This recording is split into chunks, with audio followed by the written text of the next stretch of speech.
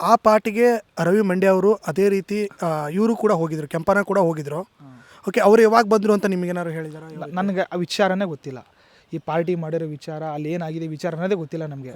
ಗೊತ್ತಿದ್ದರೆ ನಾನು ಬಂದು ನಾನೇ ಓಪನ್ ಆಗಿ ಒಂದು ಕ್ಲಾರಿಟಿ. ನೀವು ಒಂದು ಪ್ರಮೋಷನ್ ವಿಡಿಯೋ ಮಾಡಕ್ಕೆ ಹೋಗ್ತೀರಾ, ಎಲ್ಲರೂ ಸೇರಿ ಹೋಗಿರ್ತೀರಾ? ಪ್ರಮೋಷನ್ ಅನ್ನೋಕ್ಕಿಂತ ನಾವು ಹೊಸ ವರ್ಷ ಅಲ್ವಾ, ಹೊಸ ವರ್ಷಕ್ಕೆ ದೇವಸ್ಥಾನಕ್ಕೆ ಹೋಗೋಣ ಅಂತ ಹೋಗಿದ್ವಿ. ಈಗ ದೇವಸ್ಥಾನಕ್ಕೆ ಹೋಗಿದ್ದೀರಲ್ಲ, ದೇವಸ್ಥಾನಕ್ಕೆ ಹೋದಲ್ಲಿ ಏನಾದ್ರು ಮಾತಾಡಿದ್ರಾ? ಈ ರೀತಿ ನಿನ್ನೆ ರಾತ್ರಿ ಈ ರೀತಿ ಪಾರ್ಟಿ ಆಯಿತು ಅಂತೇಳ್ಬಿಟ್ಟು ಏನಾದ್ರು ಮಾತಾಡಿದ್ರು? ಏನು ಮಾತಾಡಿಲ್ಲ. ನಾವು ಮಂಜುನೆಲ್ಲ ಜೊತೆಲಿ ಹೋಗಿದ್ವಿ. ನಾವು ನಮ್ಮ ಬಗ್ಗೆ ಏನೋ ಡಿಸ್ಕಸ್ ಮಾಡ್ತಾ, ಏನು ಲೈಫಲ್ಲಿ ನಡೀತೈತೆ, ಮುಂದೆ ಏನು ಮಾಡಬೇಕು, ನಾವು ನಮ್ದೆಲ್ಲ ಇರುತ್ತಲ್ಲ, ಶಾರ್ಟ್ ಫಿಲಮ್ಸು, ಅದು ಸಿನಿಮಾ ಮಾಡ್ತಾ ಇದ್ದೀವ, ಅದು ಇದೊಂದು ಡಿಸ್ಕಷನ್ ಮಾಡ್ಕೊಂಡು ಹೋಗಿರೋದು. ಹೊಸ ವರ್ಷಕ್ಕೆ ಹೊಸದಾಗೇನೋ ಸ್ಟಾರ್ಟ್ ಮಾಡೋಣ ಕಂಟೆಂಟು, ಜನಕ್ಕೆ ಒಳ್ಳೆ ಕಂಟೆಂಟ್ ಕೊಡೋಣ, ಹಂಗೆ ಹಿಂಗೆ ಅಂತ ಎಲ್ಲ ಮಾತಾಡ್ಕೊಂಡು ಹೋಗಿದ್ದು. ನಾವು ದೇವ್ರ ದರ್ಶನ ತೊಗೊಂಡು ರಿಟರ್ನ್ ಬರೋ ಟೈಮಲ್ಲೂ ಕೂಡ ಅದೇ ಪಾಸಿಟಿವ್ ಕ್ಯಾರಿ ಮಾಡ್ಕೊಂಡು ಬಂದಿದ್ದೆವು ಹೊರತು ನಮ್ಗೆ ಈ ವಿಚಾರ ಎಲ್ಲ ನಾವು ಡಿಸ್ಕಸ್ ಮಾಡಿದರೆ ನಾನು ಸ್ಟೇಷನ್ಗೆ ಹೋಗ್ತಿರಲಿಲ್ಲ ಅನಿಸುತ್ತೆ. ನನಗೆ ವಿಚಾರ, ನಾನು ಈ ಥರ ಒಂದು ಹೆಣ್ಣಿಗೆ ಈ ಥರ ಆಗಿದೆ ಅಂದರೆ ನಾನು ಸ್ಟೇಷನ್ಗೆ ನುಗ್ತಾ ಇರಲಿಲ್ಲ. ನಾನು ಒಬ್ಬ ಬ್ಲ್ಯಾಂಕ್ ಹುಡುಗ, ವಿಚಾರ ಗೊತ್ತಿಲ್ಲದೇ ಸ್ಟೇಷನ್ಗೆ ಹೋಗಿದ್ದೀನಿ, ತಪ್ಪು. ಆ್ಯಕ್ಚುಲಿ ಆ ವಿಚಾರನೂ ನಾವು ತುಂಬ ಜನ ನನಗೂ ಕಮೆಂಟ್ ಮಾಡಿದ್ದಾರೆ. ನಾನು ಒಂದು ಕ್ಲಾರಿಟಿ ವಿಡಿಯೋ ನನ್ನ ಪ್ರೊಫೈಲ್ಗೂ ಹಾಕ್ತೀನಿ, ನಿಮ್ಮ ಚಾನಲಲ್ಲಿ ಹೇಳ್ತಾ ಇದ್ದೀನಿ. ನನಗೂ ವಿಚಾರ ಗೊತ್ತಿದ್ದರೆ ದಯವಿಟ್ಟು ಮಾಗಡಿ ಜನ ಕೇಳ್ತಿರೋದು, ನಾನು ಜನತೆ ಖಂಡಿತ ನಾನು ಸ್ಟೇಷನ್ಗೆ ಬರ್ತಿರಲಿಲ್ಲ. ನಾನು ಇನ್ನೂ ಹೇಳ್ತೀನಿ, ಅಲ್ಲಿ ಏನಾದರೂ ಹೆಣ್ಣಿಗೆ ಅನ್ಯಾಯ ಆಗಿತ್ತು ಅಂದರೆ ಅದು ಇವಾಗ ಕೇಸು ಸ್ಟೇಷನಲ್ಲಿದೆ, ಇನ್ವೆಸ್ಟಿಗೇಷನ್ ಮಾಡ್ತಾ ಇದ್ದಾರೆ. ಆದಷ್ಟು ಬೇಗ ಹೊರಗಡೆ ಬರುತ್ತೆ, ಯಾರು ತಪ್ಪು ಮಾಡೋರು, ಯಾರು ತಪ್ಪಿಗಸ್ತಂತೆ ಎಲ್ಲ ಗೊತ್ತಾಗ್ಬಿಡುತ್ತೆ, ಶಿಕ್ಷೆ ಆಗೇ ಆಗುತ್ತೆ. ಇನ್ನು ಕೇಸಲ್ಲಿ ಒಂದು ಹೆಣ್ಣಿನ ಮೇಲೆ ಅನ್ಯಾಯ ಆಗೈತೆ, ತಪ್ಪಾಗೈತೆ ಅಂದರೆ ಖಂಡಿತ ಹೇಳ್ತೀನಿ, ನಾನು ರೆಡಿ.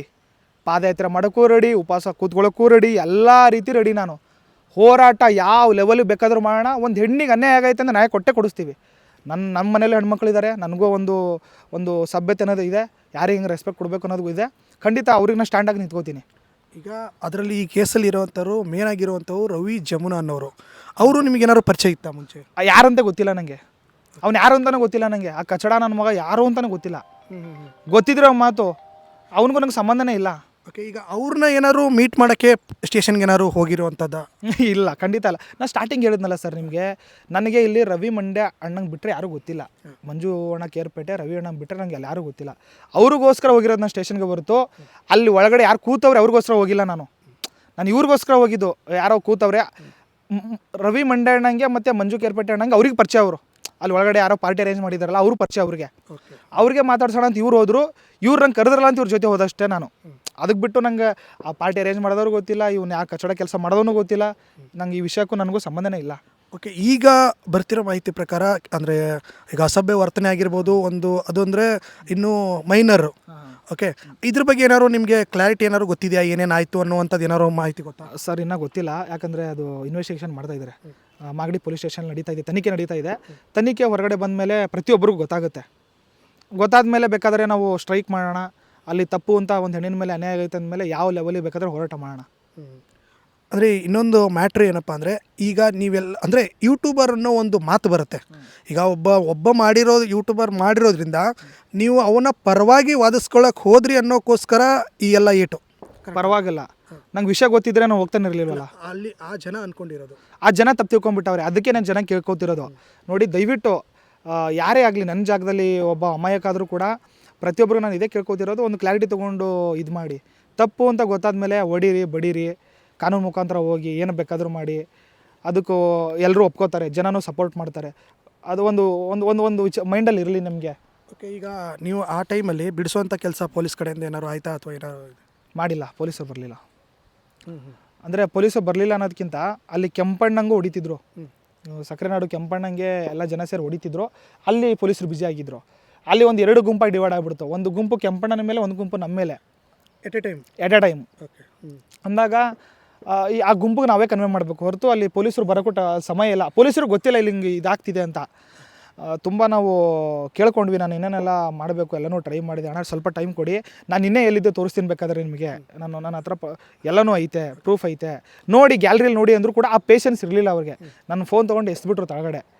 ಇವಾಗ ಅಂಥ ಮನಸ್ಥಿತಿ ಇರೋರಿಗೆ ನಾವು ಹಿಂಗೆ ಕೇಳ್ಕೊಳಕ್ಕಾಗುತ್ತೆ ಹೇಳ್ರಿ? ಈಗ ಅಲ್ಲಿಂದ ನೀವು ಒಳಗಡೆ ಸ್ಟೇಷನ್ ಒಳಗಡೆ ಹೋಗುವಂಥ ಕೆಲಸ ಏನಾದ್ರು ಮಾಡಿದ್ರಾ, ಇಲ್ಲಾಂದ್ರೆ ಈ ಕಡೆ ಬಂದುಬಿಟ್ರಾ ಸಿಟಿ ಕಡೆಗೆ ಅಂತ, ಬೆಂಗಳೂರು ಕಡೆಗೆ? ಇಲ್ಲ, ಇಷ್ಟೆಲ್ಲ ಆದಮೇಲೆ ಕೂಡ, ಇಷ್ಟೆಲ್ಲ ಹಲ್ಲೆ ಮಾಡಿದ್ಮೇಲೆ ಕೂಡ ನಾನು ಬೆಂಗಳೂರಿಗೆ ಓಡಿಬಿಟ್ರೆ ಮತ್ತು ನಾನು ತಪ್ಪು ಆ ಜನಕ್ಕೆ ಮೊನ್ನೆ ಏನು ಅನಿಸುತ್ತೆ ಬಿಡ್ರಿ, ಇವರು ಪಾರ್ಟಿ ಲಿಮೆಂಟ್ ಆಗವ್ರೆ, ಇವರು ತಪ್ಪಿದೆ ಅಂತ ಅಂದ್ಕೊಂಡ್ಬಿಡ್ತಾರೆ. ನಾನು ತಪ್ಪೇ ಇಲ್ವಲ್ಲ, ನಾನು ಯಾಕೆ ಭಯ ಬೀಳಬೇಕು? ನಾನು ಅವತ್ತೇ ಫಿಕ್ಸ್ ಆಗಿಬಿಟ್ಟೆ, ನನಗೇನಾದರೂ ಪರವಾಗಿಲ್ಲ, ಇದು ಇಲ್ಲೇ ಕೂತ್ಕೋಬೇಕು, ಏನು ತಪ್ಪಾಗೈತೆ ಏನಿಲ್ಲ ಜನಕ್ಕೆ ತೋರಿಸ್ಬೇಕು ನಾನು.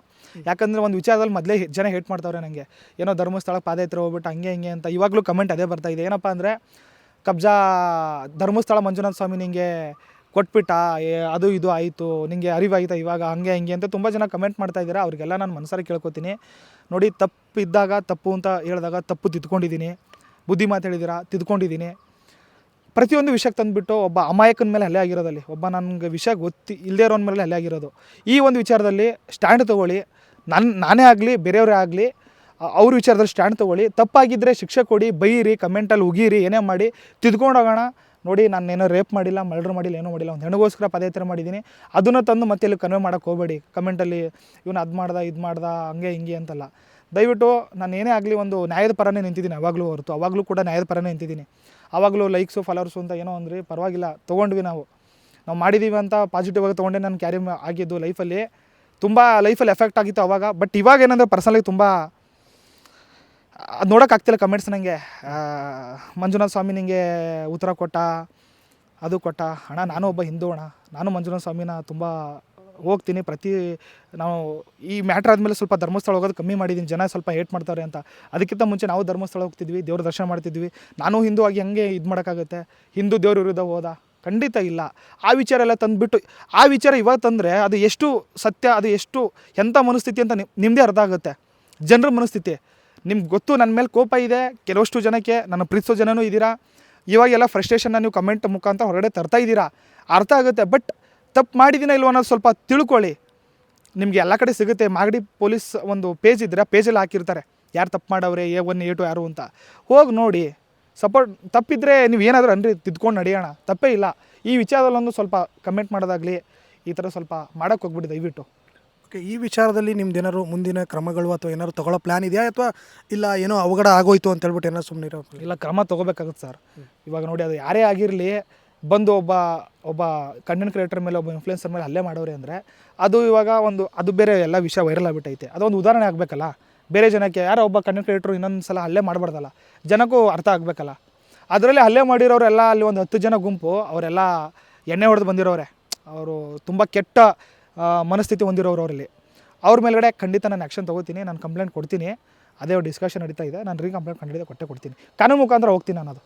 ಓಕೆ, ಈಗ ನಿಮಗೆ ಅಂದ್ರೆ ಬಂದಿರೋ ಮಾಹಿತಿ ಪ್ರಕಾರ ಈ ಥರ ಒಂದು ಅವಘಡ ಆಯ್ತಂತೆ, ಈ ಥರ ಆಗಿದೆ ಅಂತ ಹೇಳ್ಬಿಟ್ಟು ನಿಮ್ಗೆ ಮಾಹಿತಿ ಇರುತ್ತೆ.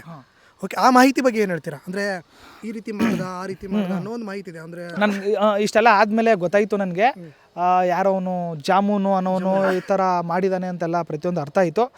ಅದಕ್ಕೆ ನಾನು ಹೇಳ್ತೀನಿ, ಇನ್ವೆಸ್ಟಿಗೇಷನ್ ನಡೀತಾ ಇದೆ, ತನಿಖೆ ನಡೀಲಿ. ತನಿಖೆ ನಡೆದ ಮೇಲೆ ಸತ್ಯಾಂಶ ಹೊರಗಡೆ ಬಂದಾದಮೇಲೆ ಖಂಡಿತ ನಾವು ಕರ್ನಾಟಕ ಜನತೆ, Karnataka social media content creators ಎಲ್ಲರೂ ಸ್ಟ್ಯಾಂಡ್ ಆಗೋಣ. ಹುಡುಗಿ ಅಲ್ಲಿ ಒಂದು ಹೆಣ್ಣು ಮಗುಗೆ ಅನ್ಯಾಯ ಆಗಿದ್ದರೆ ಸ್ಟ್ಯಾಂಡ್ ಆಗೋಣ. ಯಾವ ಲೆವೆಲಿಗೆ ಬೇಕಾದರೆ ಹೋರಾಟ ಮಾಡೋಣ, ನ್ಯಾಯ ಕೊಡಿಸೋಣ ಅಂತ ಕೇಳ್ಕೊತೀನಿ. ಓಕೆ ಸರ್, ನಮಸ್ಕಾರ.